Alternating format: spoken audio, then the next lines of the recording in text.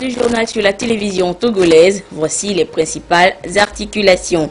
Miser sur le soja pour booster l'économie du pays. Tel est le nouveau pari du gouvernement togolais. Les opérateurs économiques sont mis à contribution. Et puis ces partisans le pleurent depuis hier. L'opposant historique congolais Étienne Tshisekedi n'est plus. Il est décédé hier à Bruxelles.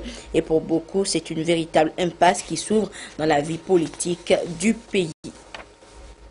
C'était donc les titres du journal. Madame, Monsieur, bonsoir. Mais d'abord, les échos de la primature. Ce jeudi, le Premier ministre Komi Selom Klassou a reçu dans ses bureaux une délégation de sœurs de la pouponnière Sainte-Claire de Lomé-Tokouin. Conduite par la directrice de la pouponnière, elle est allée présenter son projet de construction de logements pour accroître la capacité d'accueil des enfants vulnérables. Nous écoutons sœur Estelle Sommé nous en dire plus au micro de Christine Péché-Kialodé.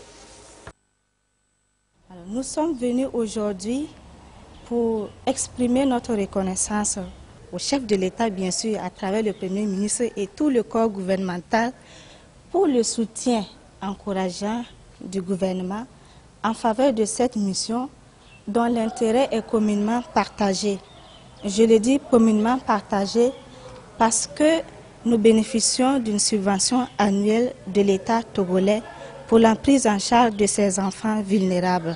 Donc c'est pour nous véritablement un motif de reconnaissance au niveau du chef de l'État pour ce travail encourageant à notre faveur, mais surtout pour nous signifier que nous sommes soutenus et que ces enfants qui nous sont confiés constituent un maillon essentiel pour la nation togolaise et que c'est tout ensemble que nous avons à œuvrer pour leur bien-être. Et c'est également l'occasion pour nous de présenter nos vœux les meilleurs au Premier ministre et à tout le gouvernement togolais pour implorer la miséricorde de Dieu et la protection, et sa protection pour tous, parce que nous savons que la tâche n'est pas facile, afin que sa grâce même les accompagne dans leurs lourdes responsabilités. Et en même temps, inviter tous ceux et celles, toutes les personnes de bonne volonté qui sont sensibles à la cause des enfants, de leur manifester leur générosité. Nous avions un projet que nous avons bien voulu soumettre au Premier ministre parce qu'il est assez consistant, parce que c'est un projet de construction et nous avons besoin du soutien de tous. Direction d'Apaon, où les opérateurs économiques de tout le pays sont en formation. Il s'agit d'une rencontre pour leur permettre de cerner le cadre intégré renforcé sur le projet soja. La filière soja devenue une valeur sûre pour booster la croissance économique du pays. Sur place, la correspondance de Désiré à l'œil. Ils viennent de toutes les régions du Togo, les opérateurs économiques et les structures d'appui au commerce sur le cadre intégré renforcé et le projet Soja, un programme multidonateur destiné à faire du commerce un outil essentiel de croissance et de réduction de la pauvreté. La rencontre de Dapaon constitue un coup de projecteur sur les opportunités offertes aux acteurs du commerce. Ça fait la deuxième fois que nous venons ici pour entretenir les opérateurs économiques sur ce projet de cadre intégré de production et de commercialisation du soja.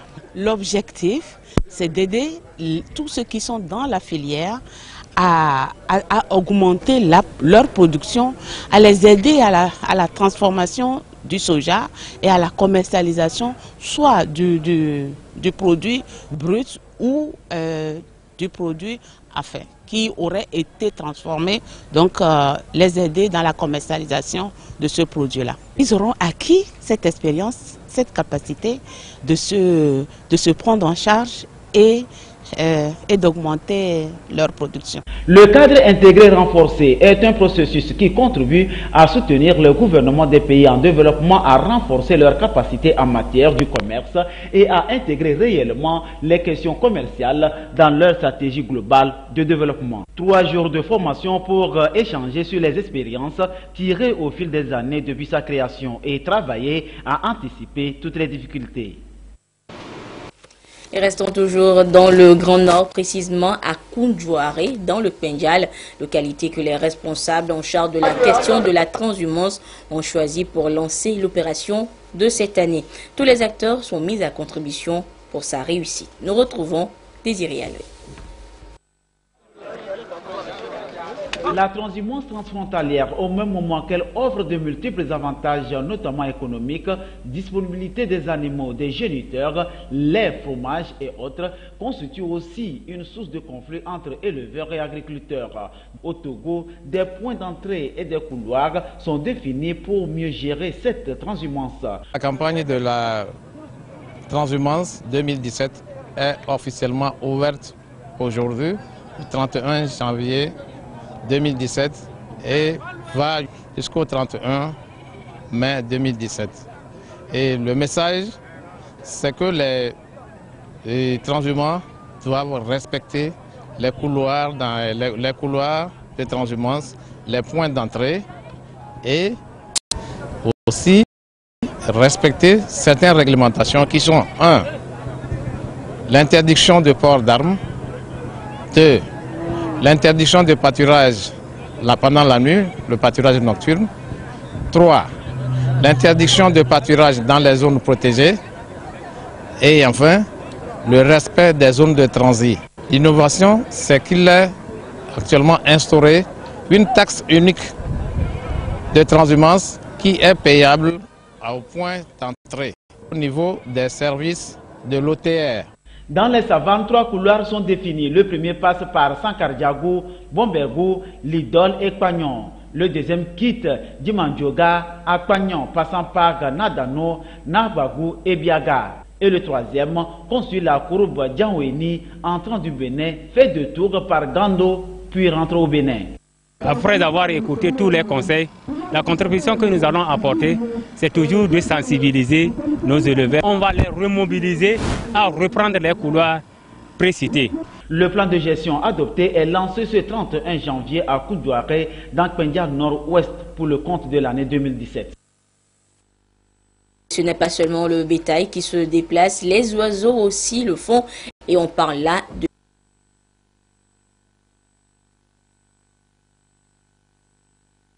des ressources forestières, de pouvoir dénombrer ces oiseaux d'eau migrateurs, une étape importante dans leur suivi écologique et qui survient chaque année du 10 janvier au 3 février. Sandra Adiagbe, Antoinette Omao, Vovor. Souvent, les oiseaux d'eau migrateurs se déplacent pour aller s'accoupler et couver les œufs dans une région qui leur est propice. Ils migrent de l'Europe vers le continent africain en longeant la côte atlantique et continuent leur parcours vers l'Asie. Ces oiseaux migrateurs jouent un rôle crucial en matière d'indicateurs de l'environnement, de santé et de changement de saison à travers leur migration. Si le climat est défavorable quelque part, ou bien s'il y a une pression sur un écosystème, les oiseaux migrateurs, ou bien les oiseaux de façon générale indiquent cela. Au-delà de ça, les oiseaux, dans leur globalité, aident à disséminer les graines des plantes. C'est-à-dire quand ils s'alimentent, ils vont loin et ils peuvent, dans leur défécation, etc., dans leur défécation, ils peuvent laisser les graines par terre et qui peuvent germer après tout et enrichir la végétation dans le milieu concerné. Donc il y a certains tradithérapeutes qui utilisent ces espèces-là pour fabriquer des médicaments. Au cours de leur déplacement, ces espèces font face à des intempéries. C'est pourquoi, en 1999, le Togo a signé l'accord sur la conservation des oiseaux d'eau migrateurs à Ewa afin de faire un suivi écologique de ces oiseaux. Ainsi, le dénombrement de ces oiseaux se fait chaque année. Le but visé est d'actualiser les données statistiques. Le dénombrement des oiseaux d'eau nous permet d'avoir les statistiques, les données sur les tendances des populations d'oiseaux d'eau au Togo. Et de s'assurer également quelle est la diversité des oiseaux que nous recevons. Parce qu'au fait, pendant la saison d'hivernage au niveau de l'Europe, les conditions climatiques deviennent défavorables. Donc ceci suscite le déplacement des oiseaux en Afrique, dans la zone tropicale. Et nous devons prendre des mesures qui s'imposent pour aménager d'abord les sites, en tout cas ces zones humides, qui sont les habitats qui accueillent ces oiseaux d'eau. Les résultats de l'opération de dénombrement permettront de définir des orientations devant permettre de redynamiser le réseau national de suivi des oiseaux d'eau migrateurs pour ainsi contribuer à l'atteinte des objectifs de l'AEWA. Je vous donne maintenant lecture de ce communiqué conjoint. Durant le mois de janvier 2017, le chef de l'État a visité plusieurs chantiers d'infrastructures routières ouverts dans notre pays et procédé au lancement de nouveaux travaux de construction des ouvrages de franchissement. Ainsi, le 26 janvier 2017, le président de la République a procédé au lancement des travaux de construction d'un pont sur le fleuve Mono, dans la localité d'Alemodi, dans la préfecture de l'Est Mono, couplé de l'aménagement d'une piste d'accès avant de se rendre à Elavagnon, chef-lieu de cette préfecture, où il a posé la première pierre de la construction du marché moderne de la localité. Le pont à construire à Alemodi est d'une longueur totale de 124,95 mètres, dont 120 mètres de portée, d'une largeur de 10 mètres, dont 7,5 mètres de largeur cyclable, avec deux trottoirs de 1,25 mètres chacun. La piste d'accès de part et d'autre du pont a une longueur de 11,23 km et 10,2 mètres de large. L'ensemble permet de relier la route nationale numéro 1 au niveau de Nyamasila à Elavagnon. Le coût des travaux de l'ouvrage, y compris les prestations de la mission de contrôle et de supervision, est de 4 293 39 802 francs CFA. Le délai d'exécution des travaux est de 12 mois, un an. Le projet de construction du pont et de la piste d'accès est une composante connexe du projet multinational Togo-Burkina Faso de réhabilitation des routes et de facilitation du transport sur le corridor CU9 de l'UEMOA, Lomé, Saint-Cassé, Ouagadougou. Les autres composantes du projet sont, entre autres, la réhabilitation de 150 km de la route nationale numéro 1, section à Takpame-Blita, Aouda, composante principale. La réhabilitation de la voie urbaine d'Atakpame, ENS, Bécon. La réhabilitation de la piste Nyamasila-Kolokopé de 55 km. La réhabilitation du marché d'Anier. La construction de 2 centres de transfusion sanguine de 2 maisons de la femme et la formation de 420 jeunes sans emploi. Le coût total de l'ensemble du projet au Togo est de 77 milliards de francs CFA financés conjointement par la Banque africaine de développement, BAD, la Banque ouest-africaine de développement, BOAD, la Banque d'investissement et de développement de la CEDEAO, BIDC et l'État togolais. La publication de ce communiqué a été rendue nécessaire en raison de certaines informations erronées qui ont été publiées sur le projet. Toute information relative aux 10 projets est disponible auprès de la représentation résidente de la Banque africaine de développement à Lomé et peut faire l'objet de demandes d'éclaircissement. Et c'est un communiqué conjoint du ministre en charge de l'économie et des finances, de son collègue des infrastructures et des transports et du représentant résident de la Banque africaine de développement, représentant donc les bailleurs de fonds, les bailleurs de ce projet. L'exercice de la profession de journaliste est régi par une déontologie et une éthique qu'il ne faudra négliger ou enfreindre sous aucun prétexte. C'est en substance le message qu'ont rappelé une fois encore les premiers responsables de la RAC, la haute autorité de l'audiovisuel et de la communication, aux hommes de médias ce matin à Lomé. Le compte rendu de la rencontre avec Firmin Adjinari. C'est pour préserver l'espace médiatique des dérives pouvant entraver son bon fonctionnement que la haute autorité de l'audiovisuel et de la communication, HAC, veut appeler les professionnels des médias au respect des règles déontologiques qui caractérisent la profession. Depuis quelques mois, la HAC s'est retrouvée face à toutes sortes de violations des principes de base, notamment le non-respect des cahiers de charges de certaines chaînes de radio et de télévision, de la périodicité des titres de la presse écrite dans l'utilisation de la carte de presse et des dispositions relatives à la publicité sur les médias écrits et audiovisuels. 4 sujets importants ont été débattus au cours de la rencontre. La situation administrative des radios et télévisions vis-à-vis de leur autorisation, la question de la publicité médiatique, la situation administrative des journaux écrits paraissant au Togo et la question de la délivrance de la carte de presse. Sur chacun des points, nous avons développé les idées qui les entourent, notamment en ce qui concerne les radios, c'est de les inviter à renouveler leur autorisation d'installation et d'exploitation. Les responsables des organes de presse doivent donc prendre leurs responsabilités en vue de s'inscrire dans la dynamique d'une presse libre et démocratique. Il y a déjà 7 mois que nous échafaudons ensemble des stratégies pour amener notre profession à contribuer davantage à la sécurité et à la paix, à la prospérité de notre pays, pour le bonheur de tous et surtout pour l'avènement d'un véritable état de droit par une presse effectivement libre et responsable. Nous avons convenu qu'il fallait redonner ces lettres de noblesse à notre profession. Pour ce faire, nous nous sommes engagés à privilégier le dialogue, la discussion, l'écoute, la tolérance, bref, la pédagogie et la persuasion, afin de permettre à chacun de prendre ses marques. Selon la HAC, le 5 février prochain reste la date butoir pour les organes de presse pour se conformer aux procédures administratives au risque de tomber sous le coup de la loi.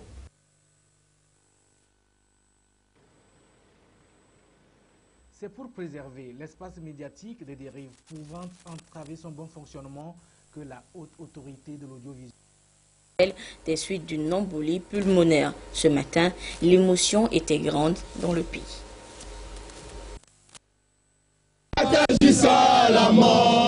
Aujourd'hui, autour de la modeste résidence d'Étienne Tshisekedi, celles et ceux qui s'identifiaient à lui ne retiennent pas leurs larmes. Je vous dis que Tshisekedi ne s'était pas battu pour des postes. Tshisekedi s'est battu pour un idéal. Et cet idéal-là, madame, nous allons tout faire. Puisqu'il nous a indiqué le chemin, nous irons jusqu'au bout. Nous manquons de mots pour exprimer le sentiment que nous avons aujourd'hui. C'est une grande perte. Tshisekedi représentait beaucoup pour le parti, pour le peuple congolais. À un certain moment, on a dit que c'était l'espoir de tout un peuple. Il est parti, mais nous allons nous efforcer de continuer le combat pour lequel il a sacrifié toute sa vie. Un hôtel improvisé couvre ce trottoir de Kinshasa en attendant les funérailles officielles. Dans la capitale acquise à l'opposition, l'héritage sera difficile à perpétuer. Une chose, je sais que Tshisekedi nous a laissé un testament. Il n'est pas parti comme ça, il nous a laissé un testament. Il nous a demandé à nous, le peuple, de se prendre en charge. Dans la nuit, des membres de l'UDPS ont été expulsés du siège de leur parti par la police. Des heures qui tombent mal, au moment où majorité et opposition sont censés se partager le pouvoir jusqu'à la prochaine présidentielle. La police a évacué les gens qui sont venus pleurer le prince Tshisekedi. Ils ont tiré des lacrymogènes, ils ont menacé les gens, ils ont demandé aux gens de sortir sur le lieu de deuil, les mains en l'air. L'opposition congolaise pourrait se déchirer sur sa succession, car parmi les militants surpris par ce décès, peu semblent prêts à prendre la relève. Soutien puis rival de l'ex-dirigeant Mobutu et ensuite adversaire de Kabila, père et fils, Étienne Tshisekedi, dit le vieux, a toujours rêvé être président du plus grand pays d'Afrique francophone. Sa disparition plonge le pays dans une grande incertitude. Portrait d'un homme qui aura lutté toute sa vie pour son pays avec Gérard Lagoudou. Étienne Tshisekedi a rendu l'âme ce 1er février à Bruxelles dans une clinique. Avec le décès de Tshisekedi, la République démocratique du Congo perd plus qu'un opposant politique. Elle perd une icône, un homme devenu le symbole de la résistance et de l'espoir d'une alternance politique pacifique en RDC. Malade, sa parole publique se fait rare ces derniers temps. Mais lorsqu'il s'agit de défendre la démocratie, il n'hésite pas à monter au créneau, comme en juillet dernier, à quelques mois de la fin du deuxième mandat de Joseph Kabila. Si la Commission électorale nationale indépendante n'organise pas d'élection, alors nous pourrons parler de haute trahison. Premier étudiant de son pays à décrocher un doctorat en droit, il entame sa carrière politique dans les années 60 aux côtés du maréchal Mobutu et occupe à plusieurs reprises le poste de ministre. Mais au début des années 80, Étienne Tshisekedi prend ses distances avec le chef dictateur. Une rupture qui l'amène à fonder en 1982 son propre parti, l'UDPS, l'Union pour la démocratie et le progrès social, futur premier parti d'opposition. En 1992, il devient Premier ministre d'un gouvernement de transition. 5 ans plus tard, lors de la chute de Mobutu, il s'oppose à son successeur, Laurent Désiré Kabila. Je profite de votre question pour demander à tout notre peuple de tout faire pour ignorer ces soi-disant gouvernements et de résister avec la dernière énergie contre toute tentative de nous imposer un gouvernement quelconque qui n'ait pas de base de légitimité populaire. Dans les années 2000, Étienne Tshisekedi se trouve un nouvel ennemi en la personne du nouveau président Joseph Kabila. Convaincu que l'élection présidentielle de 2011 a été truquée, il s'était proclamé président élu. Il n'a depuis jamais été considéré qu'il était le seul à être légitime pour diriger la RDC. Âgé de 84 ans, Étienne Tshisekedi est décédé d'une embolie pulmonaire ce mercredi, laissant derrière lui sa figure de proue dans la conduite de la transition jusqu'aux élections présidentielles en 2018. Retour en page nationale, l'association Planète Vision, une ONG suisse, a offert au ministère de la Santé une clinique mobile de consultation ophtalmologique. Depuis hier, une équipe d'ophtalmologues suisses séjourne donc dans notre pays afin de former les prestataires togolais sur le fonctionnement de la dite clinique équipée de matériel ultra moderne. Ce matin, le convoi était au lycée de Djranao et Alomé où plusieurs élèves ont été dépistés et certains ont même reçu des verres de correction optique. Le reportage est signé Ferdinand Diassoa et Ramdan Bassina. En milieu scolaire, nombreux sont les élèves qui souffrent des maux d'yeux. Cela influe sur la scolarité et donne des résultats de fin d'année peu encourageants. L'association suisse Planète Vision apporte son soutien au ministère de la Santé à travers une clinique mobile dotée de cabines de consultation et de fabrication de verres correcteurs. Ce qu'il faut savoir, c'est qu'il y a toute une série de défauts visuels chez les petits-enfants qui doivent être dépistés avant l'âge de 8 ans. C'est pour ça qu'un dépistage systématique dans les écoles est tellement important. Si on dépiste ces défauts après, à 10, 12, 13 ans, souvent c'est trop tard, on n'arrive plus à rééduquer les yeux. Donc c'est ça le but de notre action, c'est d'essayer de toucher un maximum d'enfants en dessous de l'âge de 8 ans. On s'est dit qu'il fallait transmettre cet outil de travail qui marche très bien. Le but de notre séjour ici, c'est de transmettre ce qu'on sait comme connaissances pratiques. C'est le lycée de Hedjranaoui qui sert de cadre au lancement de cette campagne de sensibilisation et de dépistage de l'hypermétropie, de la myopie et de la presbytie. Vous voyez, dans 2 classes seulement, on a retenu jusqu'à 28 enfants et qui vont bénéficier des verres. Cette initiative, nous la trouvons salutaire. Avec cette clinique mobile, les gens peuvent avoir instantanément leur verre correcteur, permettre d'aller dans les couches les plus reculées, surtout dans les écoles, pour dépister les enfants qui ont les vices de réfraction et même des enseignants qui ont des difficultés pour lire à cause de l'âge, ce défaut de vision appelé la presbytie, d'avoir des verres correcteurs pour améliorer leur vision. Grâce à ce partenariat, des ophtalmologues et des opticiens togolais formés par l'association Suisse Planète Vision seront à même de prendre la relève. Il s'agira aussi de poursuivre la campagne dans d'autres localités du pays. Je vous donne lecture de cette série de communiqués du ministre en charge de la sécurité et de la protection civile. Le ministre invite les conducteurs et propriétaires de motos victimes de vol de leurs engins à se présenter dans les différents services de la division de la sécurité routière DSR à Lomé et dans les chefs-lieux de région à Tchévié, à Takpamé, Sokodé, Kara et Dapaon du 13 au 18 février 2017 pour vérification, se munir de toute pièce justificative et s'adresser aux différents chefs de section de chaque localité. Dans un autre communiqué, le ministre invite également les conducteurs et propriétaires de motos immobilisés pour diverses infractions au code de la route depuis 2014 jusqu'au 31 décembre 2016 dans toutes les sections de la division de sécurité routière de Lomé, Tchévi, Atakpamé, Sokolé, Kara et d'Apaon à se présenter dans ces différentes unités du 6 au 11 février 2017 pour les formalités de retrait de leurs engins. Se munir est toujours de pièces justificatives. Les formalités de retrait des motos durant cette période se dérouleront sans paiement d'amende forfaitaire ni de frais de fourrière.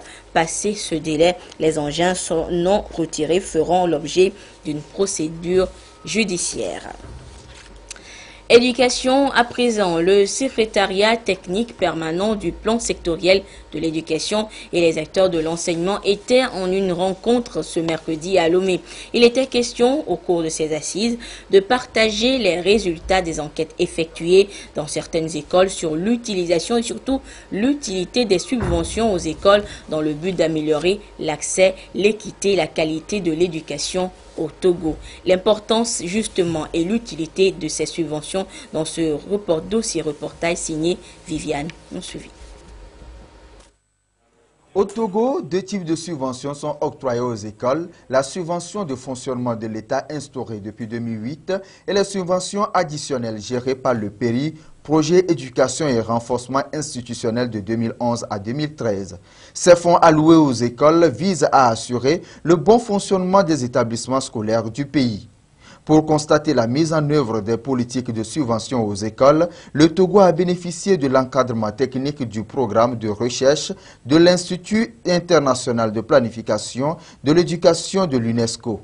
Ainsi, une enquête de terrain a été menée les primaires publiques pour faire une analyse sur les utilisations et l'utilité de ces subventions. L'heure est au partage des résultats. Dans toutes les écoles, on a remarqué quand même que les fonds ont permis à la scolarisation d'avancer. Donc il y a plus d'élèves qui arrivent dans les écoles. Dans les zones rurales, les parents les plus pauvres ont également eu la chance d'envoyer leurs enfants à l'école parce que ne payant plus de frais de scolarité. On a vu également qu'il y a des difficultés. Par exemple, les fonds n'arrivent pas toujours à temps. Et tous les acteurs se sont plaints, les directeurs d'école, les parents, les enseignants disent qu'à la rentrée, les fonds ne sont jamais disponibles. Donc c'est un défi à relever. Il y a aussi quelques problèmes de gouvernance. Donc il y a parfois des conflits entre les parents et les directeurs d'école qui sont en principe chargés ensemble de gérer ces fonds. Ces subventions ont pour objectif d'accroître l'accès à l'éducation, d'augmenter le nombre des infrastructures et d'améliorer la qualité des enseignements. Elles visent à long terme à donner une plus grande autonomie aux écoles en vue de leur permettre de gérer les dépenses en fonction des besoins identifiés. Et restons toujours dans le monde éducatif pour vous signaler cette nouvelle rencontre du groupe de travail sur le secteur éducatif au Togo. Une rencontre qui s'est tenue donc ce jour sous la conduite des ministres en charge des enseignements primaires et secondaires et celui de la fonction publique. Au menu des discussions, les plateformes revendicatives des fédérations syndicales, en l'occurrence le statut particulier de l'enseignant. La coordination des syndicats de l'éducation du Togo a également été invité pour trouver un consensus afin d'aboutir aux réformes tant souhaitées dans le secteur de l'éducation dans notre pays. Le compte rendu de la rencontre avec Augustin Kossi. À cette rencontre du groupe de travail sur le système éducatif au Togo, le caractère inclusif tant voulu a été effectif. 3 membres de la coordination des syndicats de l'éducation du Togo, CZ, ont rejoint la table des négociations. Les échanges ont porté notamment sur les affectations, l'intégration des enseignants auxiliaires et les cotisations à la Caisse nationale de sécurité sociale au titre des pensions des auxiliaires. La question du statut particulier de l'enseignant a également retenu les attentions.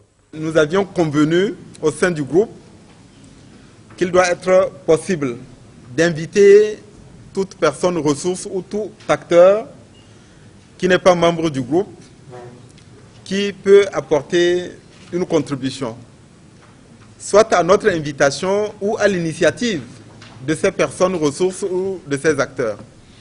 Et donc, étant entendu que nous sommes actuellement en train de débattre de la question du statut particulier, qui est une question assez complexe, nous avons jugé utile d'inviter nos amis de la CZ afin qu'ils puissent nous apporter également leur contribution. Cette invitation avait un autre objectif, c'était de nous permettre en tant que groupe de travail de partager avec cette organisation syndicale les conclusions auxquelles nous sommes déjà parvenus. Ces conclusions sont quand même assez significatives, aussi bien concernant la question des enseignants auxiliaires, la question des cotisations et prélèvements échus sur les traitements de certains enseignants auxiliaires et dont ils auraient été lésés. Il en est de même de la question des affectations et des mutations. 3 questions qui faisaient l'objet de la plateforme ou des plateformes revendicatives. Nous avons pu partager avec les membres de la CZ les conclusions et les progrès auxquels nous sommes déjà parvenus. Aujourd'hui, ils ont contribué et participé avec nous aux échanges et aux discussions concernant la question du statut particulier. Nos discussions sont basées sur un projet de document qui avait été déjà élaboré et nous nous sommes rendus compte que cette question qui est débattue depuis 2011, mais entre-temps, il y a eu l'adoption du statut général de la fonction publique en 2013, ce qui fait que certains éléments du document qui existait méritent d'être revisités. En toute hypothèse, c'est une question assez complexe et nous cherchons à étudier l'ensemble des aspects touchant à la problématique du statut particulier, avec comme objectif de parvenir à un certain nombre de principes et d'axes généraux qui par la suite détermineront les mesures que notre pays se doit de prendre afin de mieux valoriser la profession de l'enseignant togolais. Le groupe de travail a exhorté les organisations syndicales, cela veut dire les fédérations des syndicats du secteur de l'éducation, les centrales syndicales et particulièrement les amis de la CZ, afin qu'un travail continue à être fait en direction des enseignants sur le terrain pour amener le calme et la sérénité.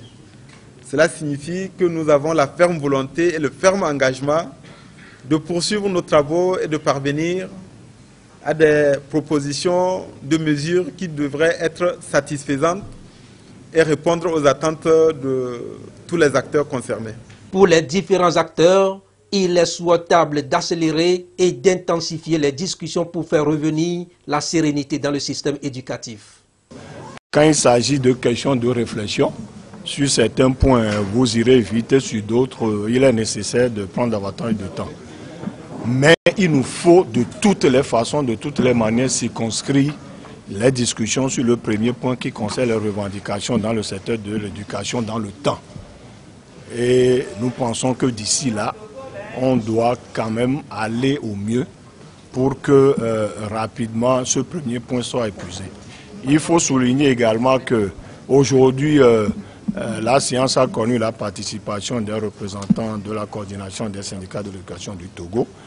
Cette séance a permis une clarification encore sur les questions en discussion et nous pensons qu'aujourd'hui, nous sommes à peu près au même niveau d'information.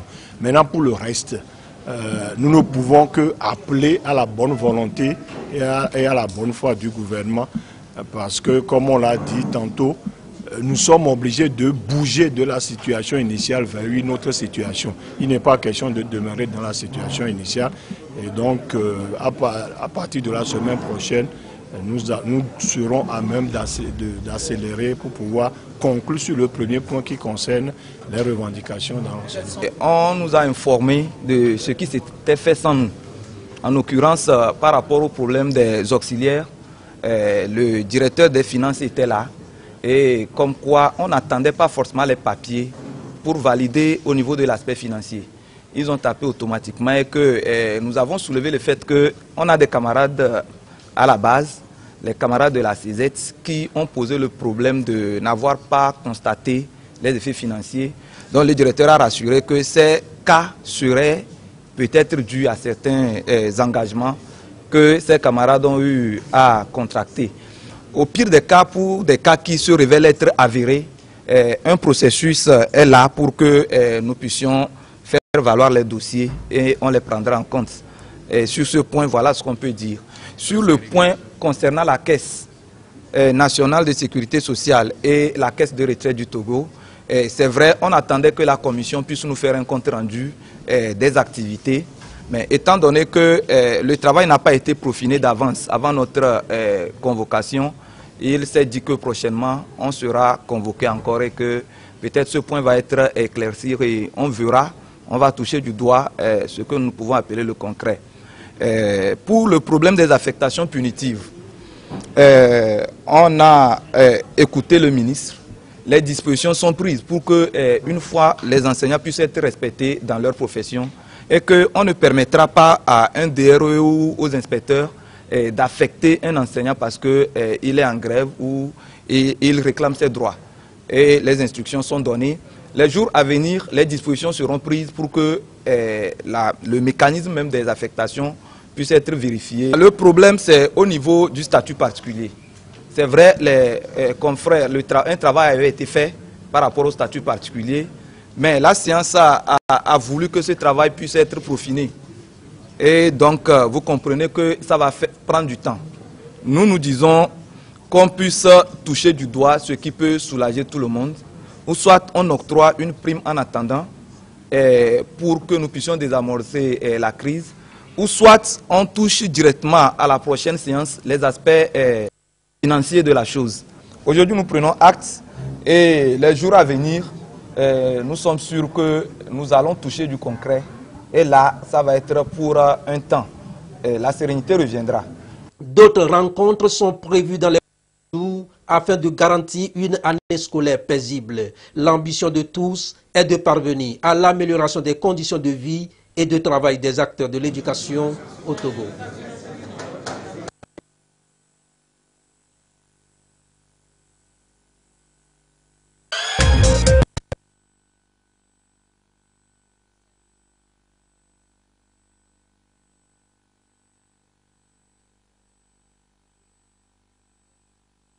Toutes les autorités locales, notamment les préfets, les présidents de délégations spéciales, les chefs cantons, les chefs de villages et de quartiers, ainsi que les syndicats, les comités de développement de villages et de quartiers, les associations de protection de l'environnement à prendre les dispositions nécessaires pour assurer l'effectivité de cette opération. Les responsables des administrations publiques et privées sont également priés de mobiliser leurs agents afin de contribuer au succès de cette journée. Et puis on connaît désormais l'affiche de la finale de la CAN Gabon 2017. Ce soir, le Cameroun a battu le Ghana par 2-0. Les Lions indomptables affronteront donc les Pharaons le dimanche 5 février prochain. Un match à suivre donc en direct sur la télévision togolaise. Ainsi se referme cette édition. Merci à vous qui l'avez suivi un peu partout grâce à la télévision togolaise. À 22h30, vous serez en compagnie d'Adolphe Paka pour la dernière édition du journal. Au revoir.